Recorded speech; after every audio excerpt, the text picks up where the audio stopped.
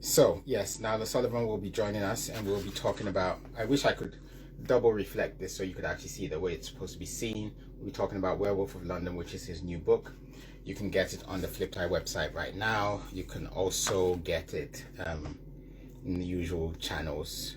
Very commercial, very exploitative, also independent, and needing your support. I would choose independent and needing your support, or get it directly from us at Fliptie.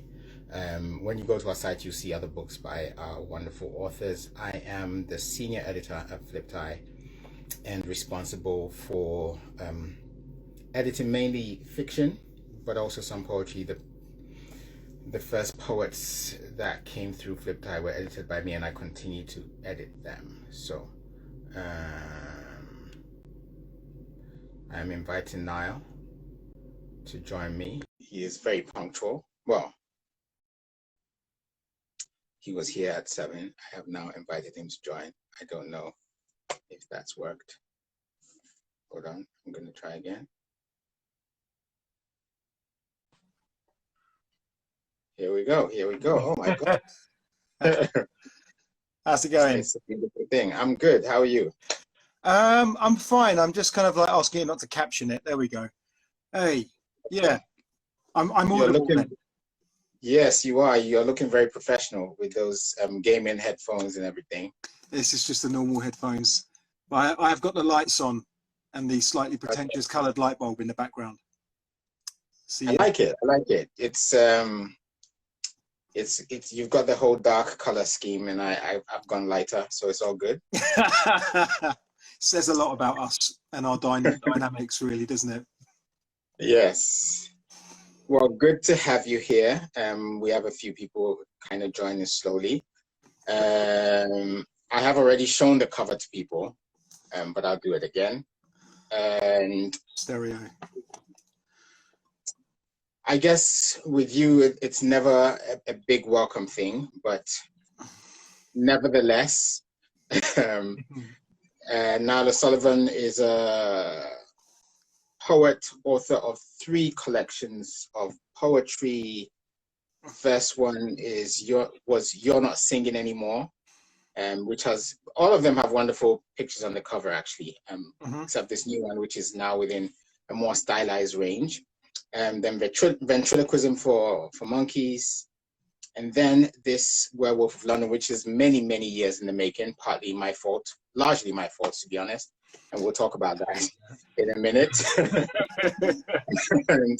And all of these collections have been edited by me. Niall is also poetry editor at Fliptie and has been responsible for editing some wonderful collections here. The first book he edited was Janet Plummer's Life Marks. Actually, the first book was an anthology, Flight, which he edited with Jacob Sam-LaRose for Spread the Word in London. So we have a long relationship. Now became an editor because I edited him, and I always was very curious about his wide-ranging knowledge and I was fascinated by his eternal curiosity about the world and the things I learned about plants and planets whenever we spoke. It's funny how those words are similar. I didn't know about Buddleia till I met Niall, and since then I've seen them everywhere. So that's it. Werewolf of London is the book that we're going to be talking about tonight. So I'm guessing everybody's good. I see some waves. I see some healthy handles. So we'll assume that everybody is good. I will first say that perhaps the best thing to do is start with a reading of a poem, maybe one old, one new. Okay. Should I leave that choice up to you, or should I ask? Go and ask. Well, one of my favorite poems of yours, which you put in this collection, which is new and selected poems, without my asking, is The Limit. So yeah. I'll ask you to start with that. Cool. And this is where it all began, isn't it? The Limit. This is the first poem of my first ever collection, so it's quite a nice, yes, quite nice one to start it on. I'm just trying to trying to find it in my own blooming book. You can tell I've not been revisiting these back pages much, I have to say. Yes, it's a new book. That it happens. You have to get to know it, right? Exactly, but it's just more like Even the back pages of the old stuff. You know what I mean? It's kind of like I shoved my past into the back. So, yeah. Yeah. Okay, let's give it a read. The limit. 300 feet above the Hanger Lane gyratory, a police helicopter breaches the cusp of its jurisdiction and sweeps from the sunset to the dusk toward the crowded towers of the South Acton estate. The engine's growl seeps into the bedroom of my brother's Acton flat. I hate that sound, he says to me as he changes baby Ossian. Makes it feel like a police state. I tell him about the police chase show I saw on TV, how those choppers are kitted out with infrared heat-seeking cameras. If one ever hooks onto you, the best thing you can do is keep running. Jump garden fences, kick guard dogs in the face. Ignore the shreds that rose bushes rip from your skin. Use one-way systems to your advantage. Make that high-risk sprint across the motorway. Keep zigzagging till that chopper runs out of fuel. Only then is it safe to hide and form your strategy. Still, you could never escape that low hum and the message it broadcasts into every living room, which means nothing to baby Ocean. 4 weeks on this earth and enchanted by black paper shapes blue tacked to the wall. Let his happy monosyllables bless us all. It's still a while until he tests the vanity of a newly minted tooth against the rude geometry of a wooden block. Let's keep our minds away from the skies until then. Thank you very much. All right. Yeah, always love that poem. I love it for many reasons. Partly because there's something cinematic about it, but also for me it encapsulates, I wouldn't say it's your, I don't know if you would call it a philosophy per se yet, but there's something about your writing, and I'm assuming that you got this from the natural world, which is about let yourself go, let things happen, and then just handle what's left after that. Mm-hmm. It's, you know, for me, that's what unites all of your poetry, whether you're looking backwards or looking forward. And I think of that even in terms of my favorite poem in the new work, which is the sequence, Now Is Not the Time for Politics, which is very accepting of the fact that you're going to be gone and your grandchildren are going to be there and you're going to be saying hello from the grave, you know, type of thing.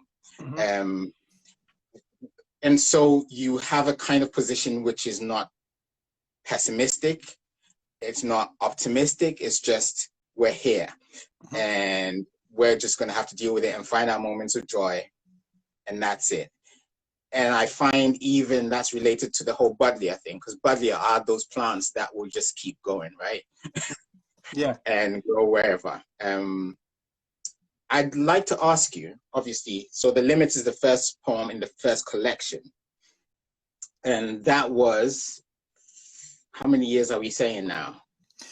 2004, right? 2004, we're 21 now. Yep. 17 years. Yeah.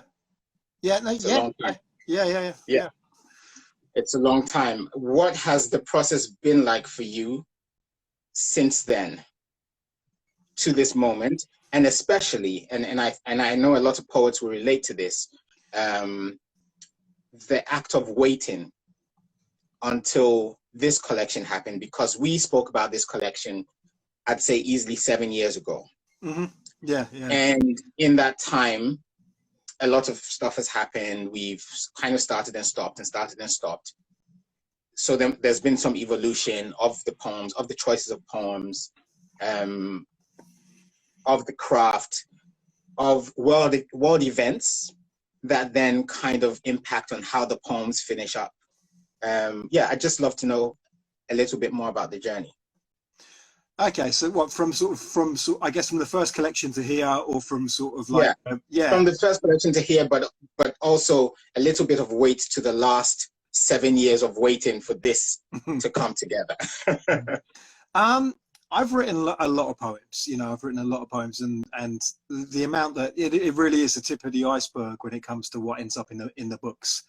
And a lot of it's there online if people want to read all the stuff that didn't make it. There's a lot of stuff like my mundane comedy, blog. Yes, and I forgot to mention Sonnet Hack, your collection of sonnets, which we also published. I've been a bit sneaky with that because I took that off the website, so people are just going to have to buy the thing now. So it's just,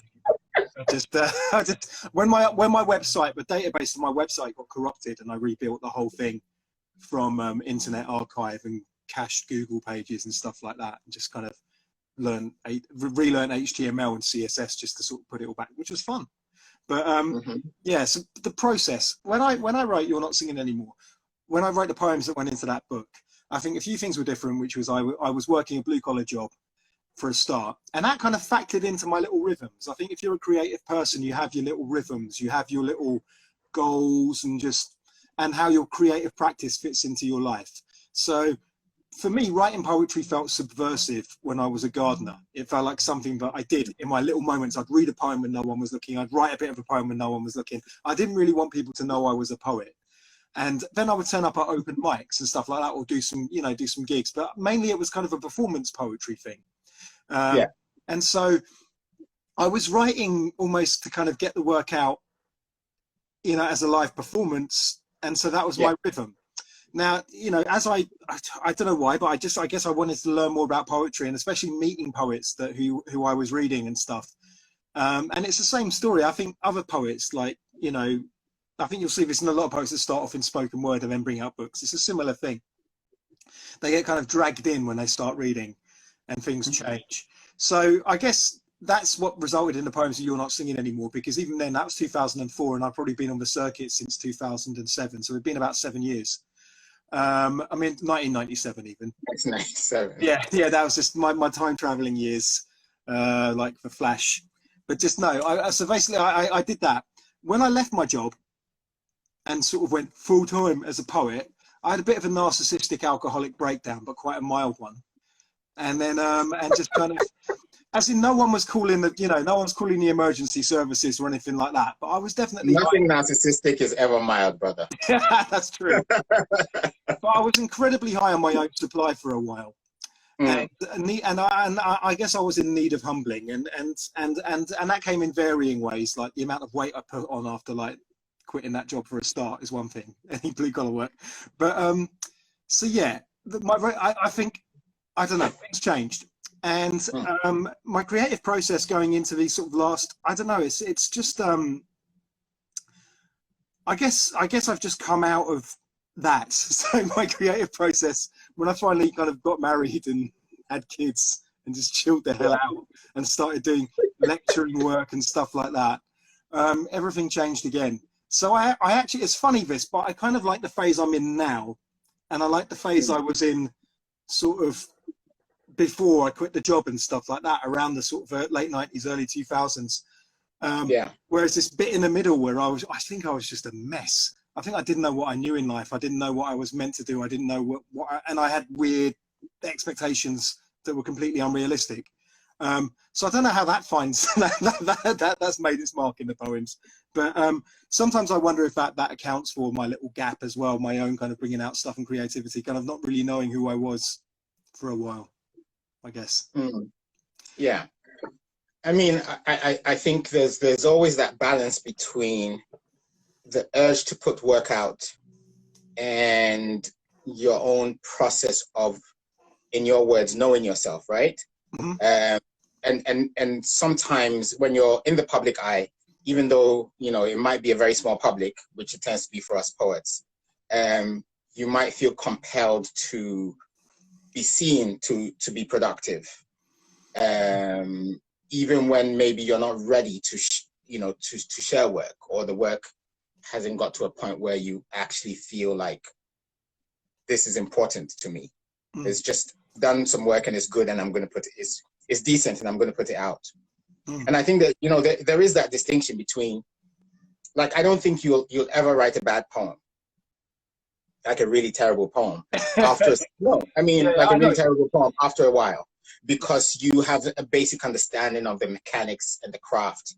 So the poem will have some integrity. It's like sending somebody out in a standard white shirt and, trousers type thing. But is that what you would go and stand, you know, for, if you want to take a picture for posterity, is that what you want to be standing in, type of thing. So I think it's a very interesting dynamic, and I don't know. I guess the question I'm asking is, in this 7-year wait, you're a poet who is well known, and people love your work. You could have published with other people, been edited by other people. What is it that kept you waiting? Was it just that you were busy being a dad, or you felt like, well, there's a process that I'm going through here? Yeah, it's a bit of everything, really. It probably was a bit of like, I'm a dad. I don't know. Like sometimes you bring out a book, and afterwards you feel that kind of feeling of, like, everyone with their first collection feels the same way. They bring out their first collection, they can't bloody wait. They just want to get the damn thing out. And when the thing comes out, and they're like, why didn't I change that bit? Why didn't I do that bit? That bit, that, you know. And so, and you know, it is what it is. The book just comes out, and the book is never ready. Yeah. But I don't know. You know what? Part of me kind of, I've got to say, I might as well just lay the cards on the table now. Even though I run an open mic, or had, you know, before the pandemic, ran an open mic, but it's kind of connected to the Poetry Society and stuff like that. And I'm not going to diss the Poetry Society, but I will say, I really just don't care about the poetry scene. I really don't care about prizes. I really especially couldn't give the runniest of ones for any kind of poetry establishment. And I don't mean this as like a petulant child rebelling against their betters. I mean this as a whole, I've kind of seen it from every angle. And, you know, it just doesn't entice me. It doesn't bother me. It's a social construct. So, you know, so that begs the question, really, who do I write for? Why do I write? If it's not to impress this particular cabal of eminent people. And I guess it is just like, I write because, you know, the old John Lee Hooker, it's in him and it's got to come out. And then there's this naive belief that it will connect with someone. It might not be a lot of people, might not be a judge, but just both legal or literary, but just it's just something that you produce it. I was thinking this the other day. I mean, you were talking about stuff that just happens, and I was thinking about there's a very popular poet who gets a lot of grief from people writing to this very popular poet saying, you're not a poet, and you know, and their poetry isn't really poetry. And it's so ridiculous, this idea of just someone defining what poetry is anyway, and then saying you're not it because you're popular or something like that. But I did say to them, I kind of envy, you know what, I would love to have your talent for about an afternoon, so I could write something that would be really popular or whatever, and then I could really, and then I could just sort of give it back to you when all the haters started piling in, and you know. But I just feel that this is what the bottom of it is. When I write, I have no control over the lines and the words and the images and the ideas that appear in my head. No control at all. There is some kind of process that happens after they appear. It's a bit more curatorial in its aspect. And maybe authorship happens. The idea of authorship happens when we as a perceived self takes control of these random things that are jumping into our heads. But ultimately, it just came down, I'm the poet I am. And I have the lines and the ideas and the things that pop into my head, and they're the poet that they are. And once you accept that, especially when you accept that thing that part of what we do comes from nowhere, or we have no knowledge of how it arrives.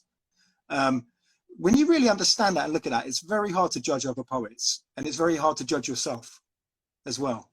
So I would agree with that. I mean, that is true. It's also true that we are influenced, right? I mean, I know that prior to your beginning to edit alongside us at Fliptie, August Kleinzeller probably still is, you know, a big influence. You really love his work, and I can see why when I read his work. And it's interesting because I'm a lover of the blues, and Kleinzeller is a lover of the blues. I don't know if that's why we connect, but anyway. But, you know, so there's that influence. But I also wonder, you know, working as an editor, what influence you feel that has had on your work. And then I'm going to ask you to read another poem, but one of your newer poems. And then I'm going to ask our listeners to maybe ask a few questions because I don't want to hog this space. Okay, that's an interesting. So the question is, what are my influences? But then it says, as an editor, what are my influences? No, I'm just asking if the practice of being an editor has affected your work. So influences affect your work, but also your practice affects your work.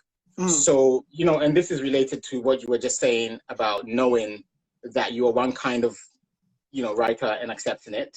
Yeah. And other people are other kinds of writers. Yeah. But that doesn't detract from the fact that we are influenced. So we know what we are. But even then, we can't. What we are kind of hits against the world, right? Yeah, we don't have any control over our influences either, though. Yeah. Unless even if we choose our influences because they're that person won a lot of prizes, I should write like them or something like that. Well, I mean, we have some control in the sense that we might choose to read or not read them. You can't be influenced by what you've not read. Yeah, that's true. That's true. But again, the influence itself is kind of unconscious. It's just, but I know what you mean. Yeah, like, it's great. So yeah, how does reading relate and how does editing? Editing, you know what? I can't really say with editing. I do know with editing, it's more about my practice, my practice and my process. I got gentrified for a second there. I bet you were going to say praxis and stuff. You're going to use some academic stuff. I don't know what happened there, but just I got possessed by a public school girl. So anyway, but I just know, I'd say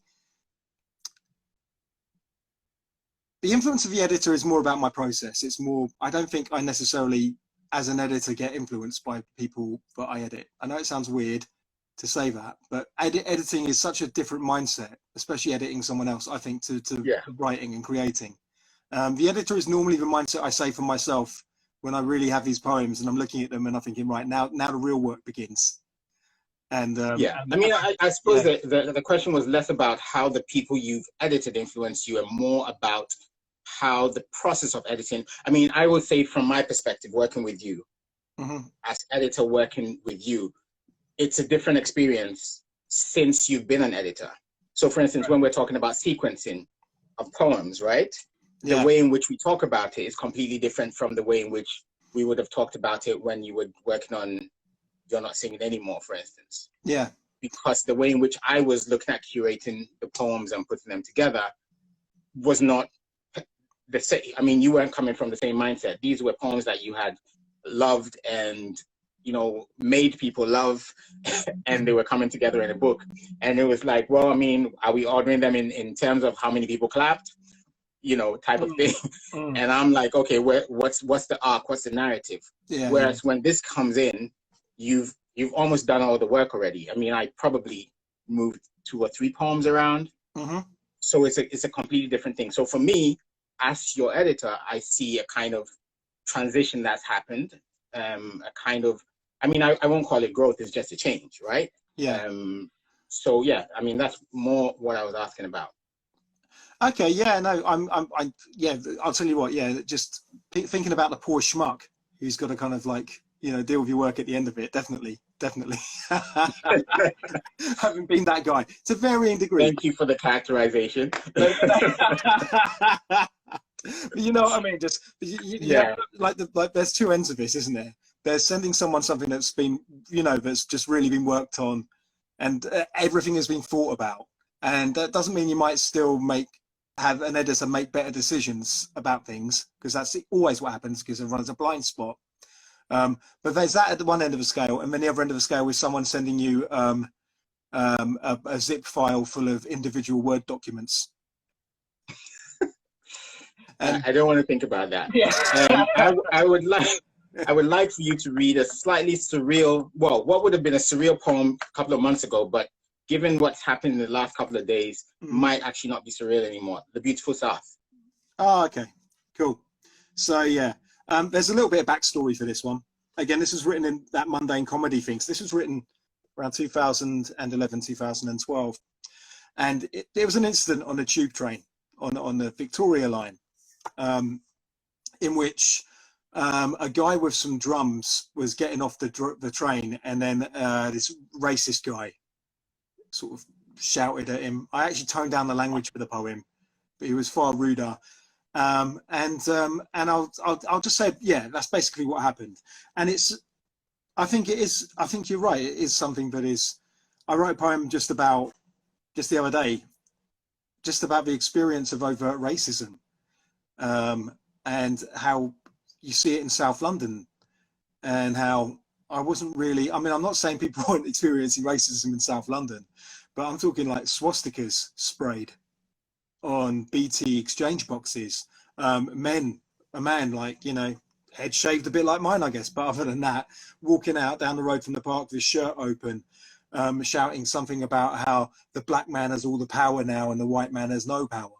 And I'm there with my family, just thinking, we're going to take a little detour this way. Thinking, if he comes following me, I'll get the first shots in, but just and take some enjoyment in it. But otherwise, no. So when I wrote this poem, it was written in 2012 out of genuine surprise at an overt act of racism in South London that is becoming less and less surprising because of ultimately how these people, they're still cowards, but they feel enabled. They feel that the people in the background who maybe aren't as coarse and on the nose as they are, have still prepped the ideological sort of territory and the soil for them to feel a little bit bolder. So anyway, to get back to the poem, the last thing to say about this poem is it does kind of end on a little bit of hope, which is it is about people, I guess, coming together and finding an interesting and actually quite funny way of dealing with this person. We might be past the point of dealing with these people in funny ways now, but still, anyway, that's a long introduction. The Beautiful South. I know this one, so I'll just like hold the book as a prop while I do it. It's just after 11, and each soul on the Victoria line reads from their phones or thumbs their way onto the next level of Angry Birds, when suddenly some loon begins to shout before the doors slide shut at some young man who's just got off the train. Yeah, you better get off, immigrant. Go play them bloody drums in Africa. We stay silent. There's not even a tut. Before a black guy opposite me mutters, he's obviously a good friend of John Terry. And after stifled giggles, I rejoinder, there's drums in Europe too, apparently. And like that final scene in Spartacus, when all those faithful men stand up to shout that it is their name too, other commuters stay other places where they play the drums, like Scotland, South Korea and Croatia. And after each location named, there comes a louder round of chuckles till the man who made the racist comment sits and squirms, and after drum location number 10, he sullenly whispers, "I've calmed down now." His stop arrives. He shuffles off. And then the man sat across from me grins and bellows in a voice that echoes through the platform's rafters. "Be careful, mate. There's drums in Pimlico." And the train carries off our ridicule and laughter. One little thing that did happen before that was that the guy who got shouted at, the poem insinuates he had a passive role. And I just always like to point out that he was there carrying all these drums and he still gave the man a bit of a kick before he got off the train. So I always feel I should add that detail. But he wasn't the passive victim that we're all running to the rescue. He was like, oh, turn it in, mate. And off he went. Well, I mean, that rings true. The one thing that is certain is that victims of racism can't rely on other people to intervene for them. They always have to take their own action. And when other people intervene, it's not necessarily the intervention that the person would have liked. So there's also going to be his little kick, right? His little kick is a sign that, yes, he is not passive, because actually to assume that he's passive is also kind of racist. Yes, right. It is. And maybe his little kick really was what emboldened us all to start taking the piss out of this guy as well. Yeah. You know, and maybe, and it's, I mean, what I find, I mean, like you say, there's a bit of hope in there, but I also think there's something really disturbing in there, in the sense that his comment was, "I've calmed down now." As though if you're not calm, then it's okay to be racist. And it's precisely, you know, the cancer that is in the society, which is that there are conditions under which we can be racist. So if we're not being racist, we're being civilized. As though that, as though that's how society is, this is society. When we are calm, then we are not racist. But the moment things are not exactly as we want them, let us be racist. And this is actually what we're seeing. What we see whenever people feel like, I don't have a job, let me be racist. The Europeans are taking all the plumbing jobs, let me be racist.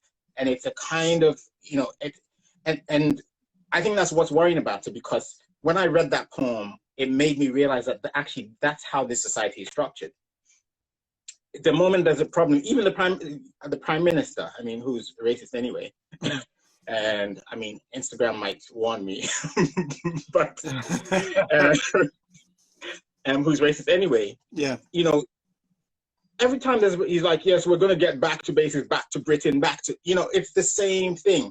And that is what everyone is educated to kind of carry with them, even if they're not aware of it. There's a whole subconscious thing of it. Anyway, thanks for sharing it. Lovely. I'm going to ask if anyone else has questions. I do know that I am going to ask you to end eventually by reading, maybe you might decide a section of, but from now is not the time for politics, which is like my new favorite sequence of poems in the world. And I encourage everyone to buy the book, of course. But for now, just ask questions. That's free. Cool. I should say, when I spoke about having a minor alcoholic and narcissistic breakdown and then lifting a tumbler. Yeah, I happen to be in Flipside HQ, and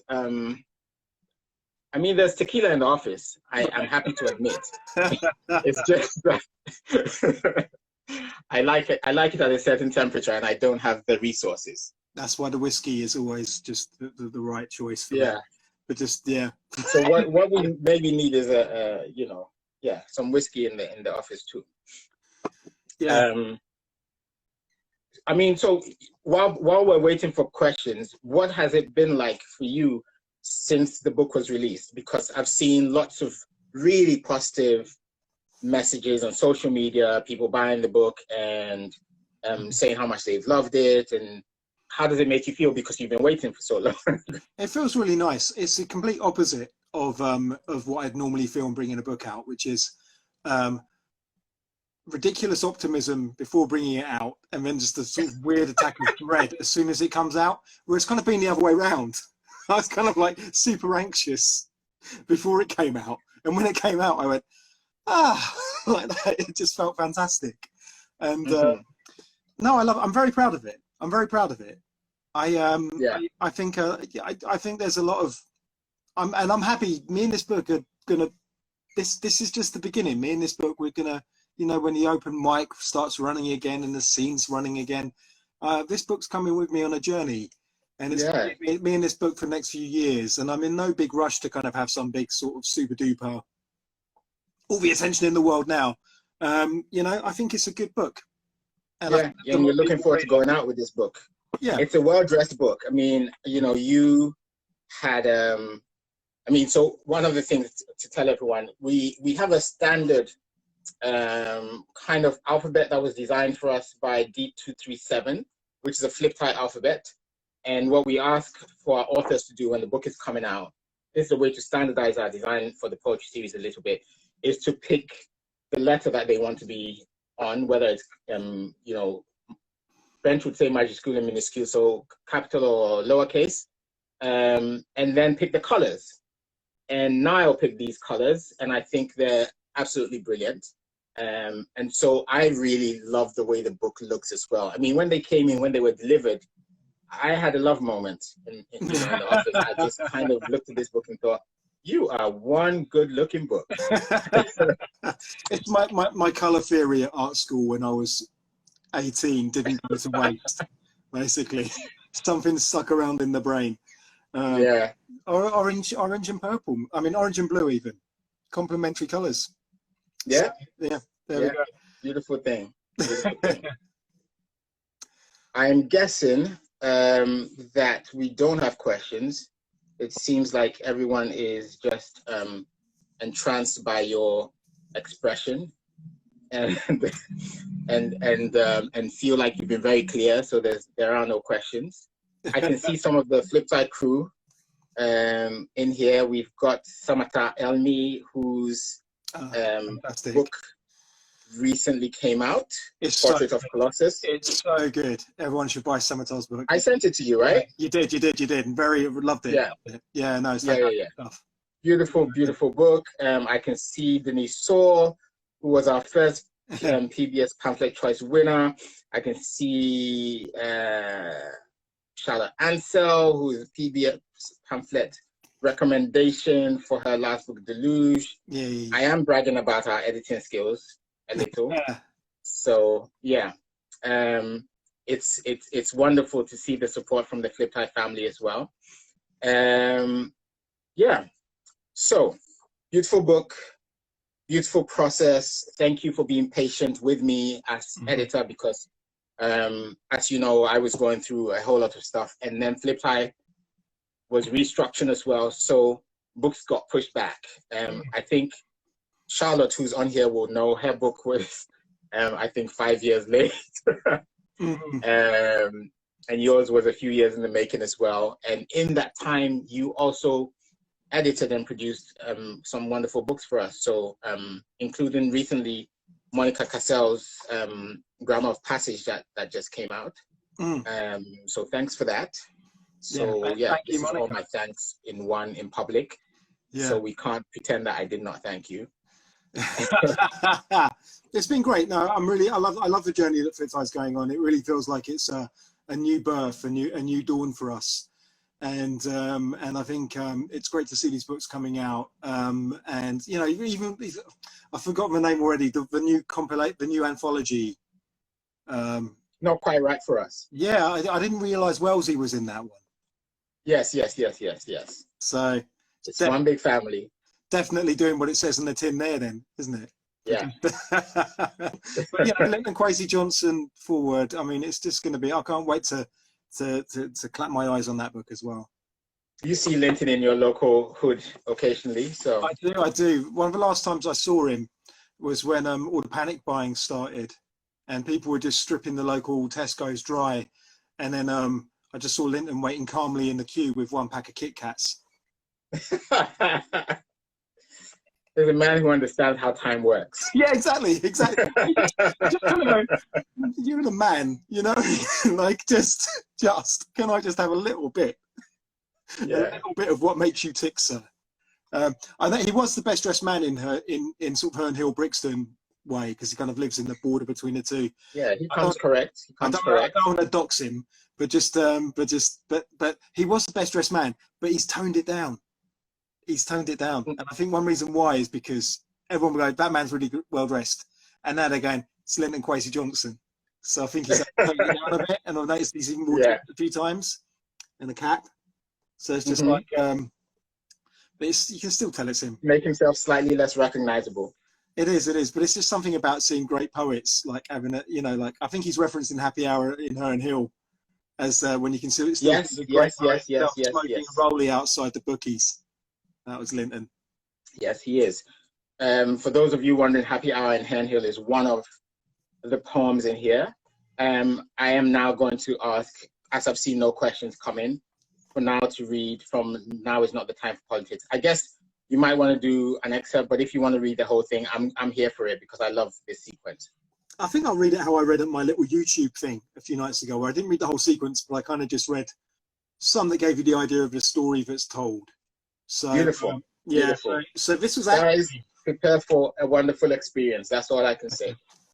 So this one was written on the first day. This was like a blog called The Mundane Comedy. That's how it started its life. I wrote a poem a day in Terza in the year that I knew I was going to be a dad. I didn't make the posts public until we'd hit the 12-week sort of period. I didn't want to, so it's just didn't want to jinx it. Yeah, exactly. You know, that whole magic 12-week period especially when it's your first child.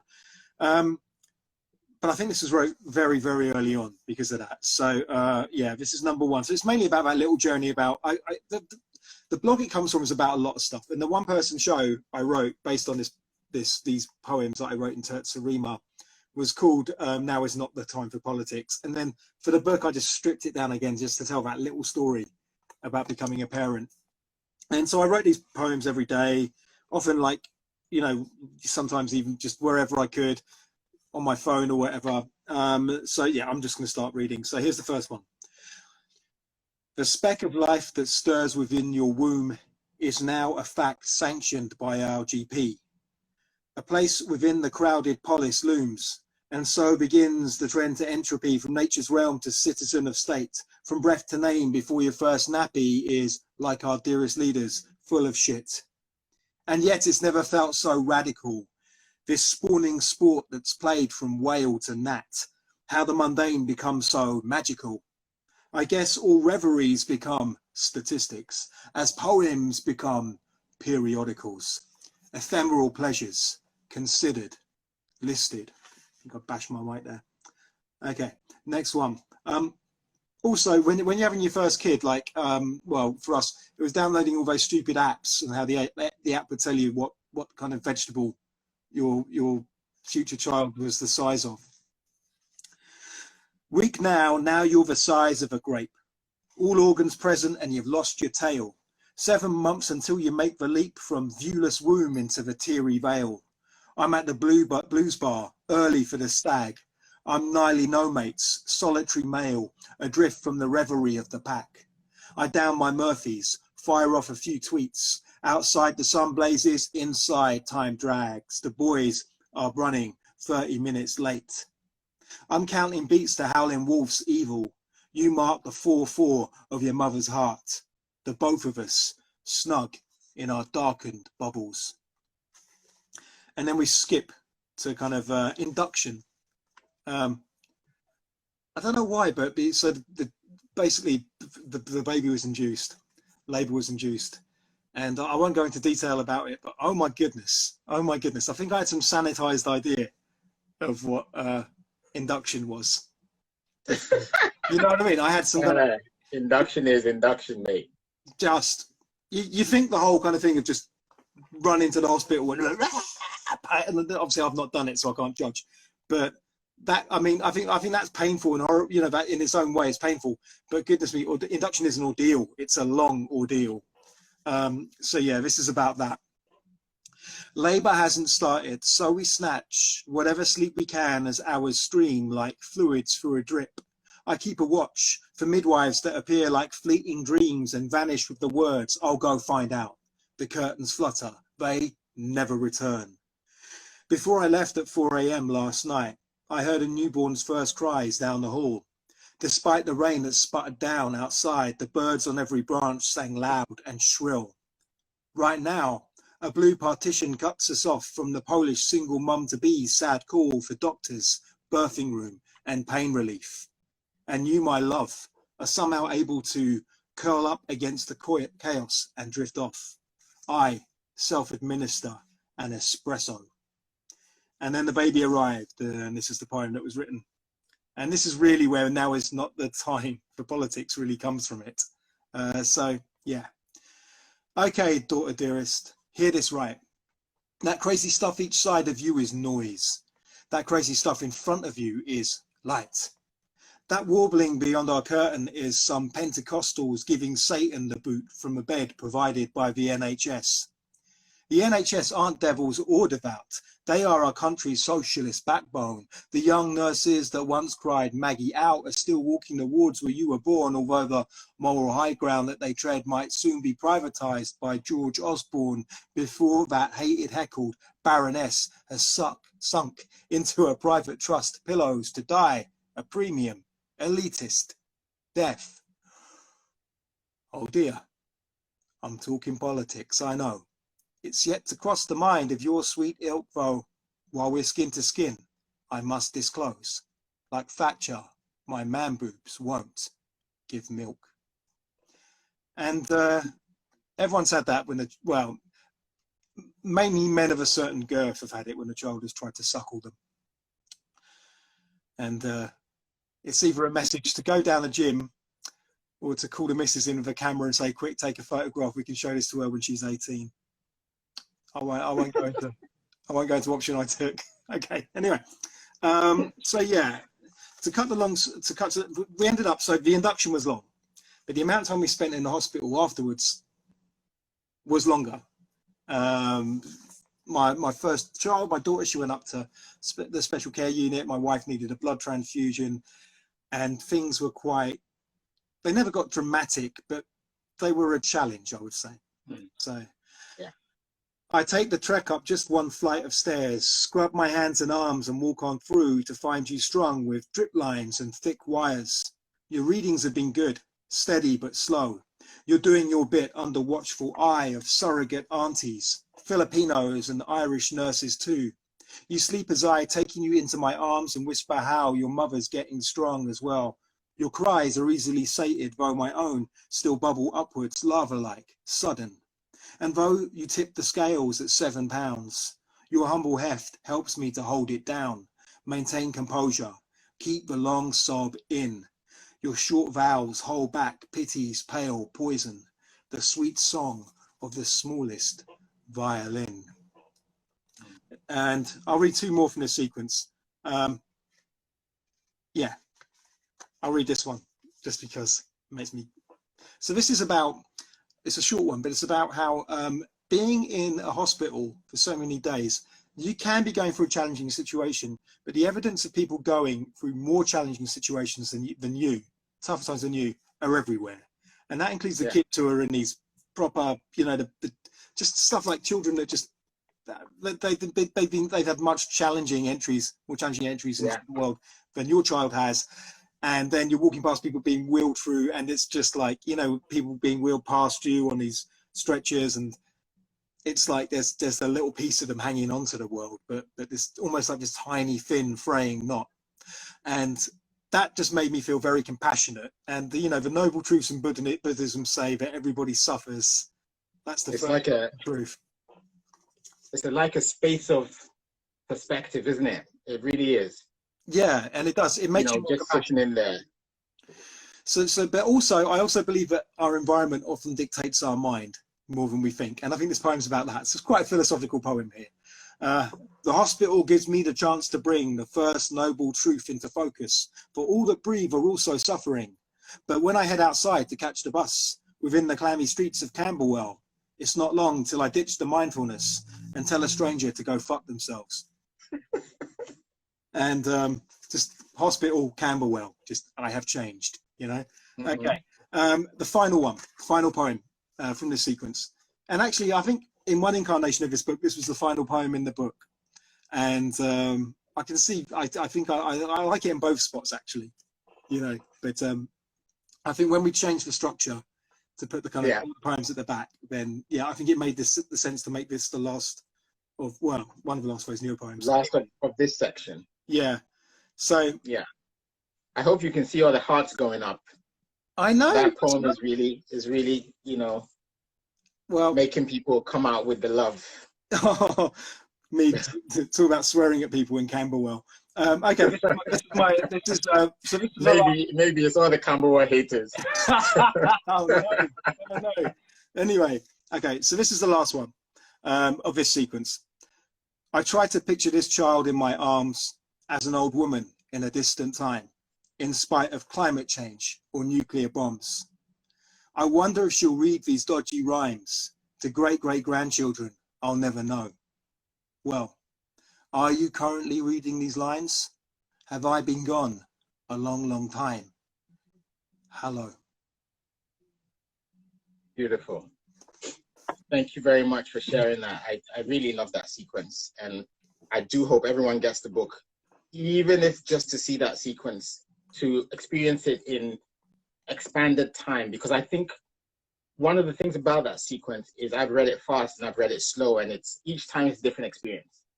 And it's really wonderful. And I think the other thing that was striking about that is, as you will probably know, Roger Robinson, who's also of the Fliptie family, did his first three books, can't remember, 3 books with us.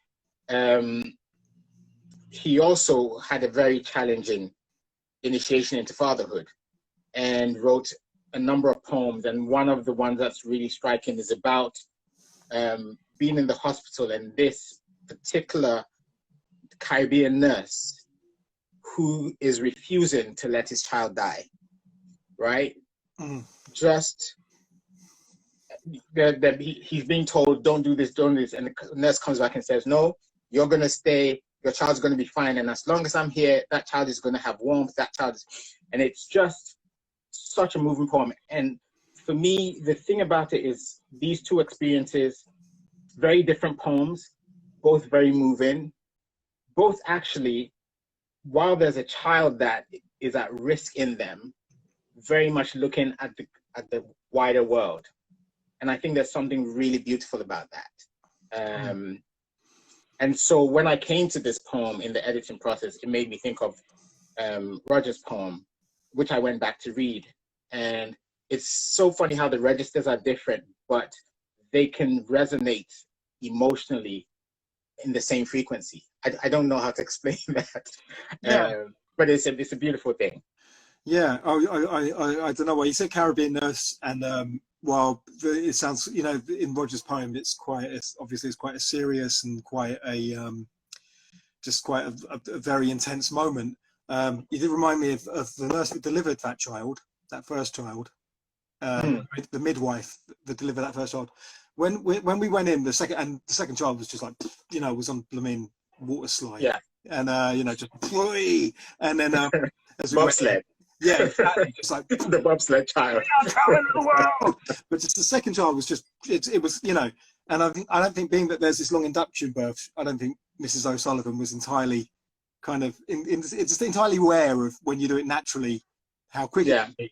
So we got there, and the next moment, and she's just like just effing and jeffing, and this is about, you know, about 3 years later, 3 and a bit years later.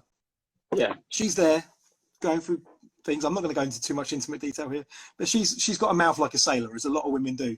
And the next moment, the midwife that delivered my first daughter just poked her head around the door and said, "Maricel, mind your language. Everyone else can hear you." Remembered her. Remembered her voice. Couldn't even see her. Just poked her head around the door. All these years later. Wow. Yeah.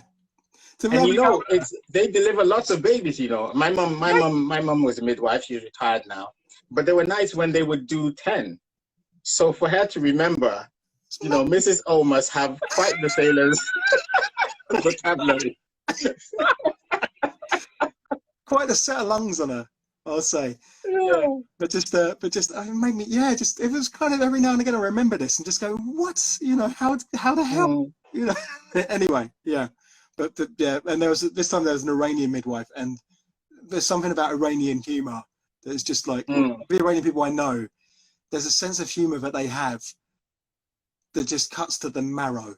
And she was just telling me, I was telling them this time about how I learned not to hold my breath, because the reason why a lot of fathers faint is that when the wife is told to push, they, without knowing, their mirror neurons are going mental and they go themselves. And they deprive oxygen to their brain and they faint, and that's why a lot of men faint. And so I was feeling all big and clever because we need to do a separate Instagram on this so you can guide these men. We need to have less men fainting. This time I was really proud because I wasn't doing it, and I told this midwife, this Iranian midwife, and I said, I'm not doing it. Last time I was blatantly pushing at the same time, but I'm not doing it this time. She went, oh yes. So the last dad to do this, I turned around and said, if you keep doing that, you're going to have a little smelly baby of your own. Anyway, sorry. Oh gosh. I'd rather tell just stupid, dirty stories all night. Well, let's just say you have a fragrant new baby of your own, which we are here launching today. I encourage everyone to go out and get it. Look, you get the double whammy, one from now, one from me. Competitively priced as well, I just want to add. Yes, I mean, you know, we've stopped talking about it because we think the whole world knows now that we publish affordable poetry. £6.95. If you buy it from our site, we do charge £1 for postage, but it's because we publish at such low prices, our margins are low, so that £1 is your envelope and part of the postage. So we do still give you some postage for free.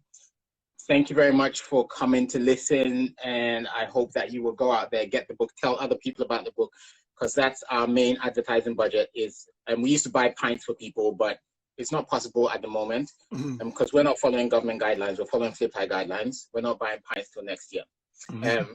So tell somebody to tell somebody to tell somebody, and join us again when we're unveiling a new book. Niall, congratulations on finally getting this out. And thanks for joining me to have a quick chat about it tonight and to share some of the work. Thank you for having me, and thank you for all the editorial work you've done and all the work you do for Flip Tie as well. You are an absolute hero. And thank you to all our listeners out there. It's been beautiful. We will see you again soon. And be good. Even though you can go out drinking in the UK, be careful out there. And wherever you're going, please wear a mask. And don't wear it just over your mouth. It's not anti-kissing. It's supposed to cover the nose and mouth.